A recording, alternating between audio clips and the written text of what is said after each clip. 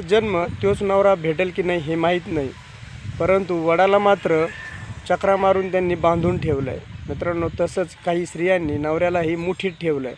अजिबात त्याचा एक शब्दही बाहेर निघत नाही. बायकोने ते डोळे जरी वर केले तरी तो बिल्ली मांजर होऊन घरात बसतो.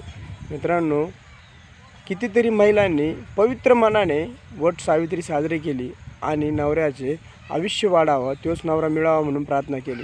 पण कितीतरी महिला त्याच नवऱ्याला त्रास देतात, असा त्रास देतात की त्याला त्याचंच जीवन नको नको झालं आहे. आज ह्या वडाला चक्रा मारून यांनी पॅक करून ठेवलं आहे. तसंच काही महिलांनी देखील नवऱ्याला पॅक करून ठेवलं आहे. तो मुठीत असा पक्का आहे की त्याला वळवळ करायलासुद्धा जागा नाही. त्याचा एक शब्द जरी निघाला तरीही त्याला धावून जाते किंवा मारायचीच राहते, अशी स्त्री त्याच्याजवळ आहे. तो खरंच तिच्याजवळ राहील का हो? आणि तीच त्याला 7 जन्मासाठी मागते. शक्य आहे की? अजिबात नाही. या वडाला पण आज पूर्णपणे दोरे बांधून पॅक करून ठेवलं आहे. त्याचं देखील स्वातंत्र्य हिरावण्यासारखंच आहे. पण हा सण पवित्र आहे, त्यामुळे बोलू नये.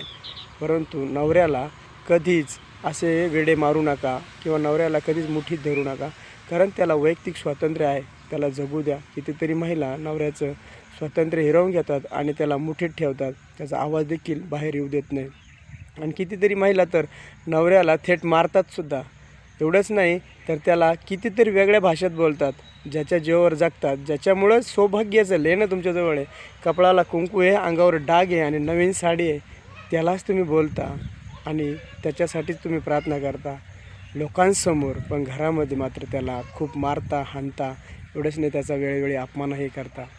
चुकीचं आहे की नाही मित्रांनो? जर पटत असेल तर व्हिडिओ शेअर करा, लाईक करा आणि हो, पाहिजे त्या व्यक्तीला नक्की शेअर करा. गुड बाय, टेक केअर आणि नवऱ्याला जीव लावा.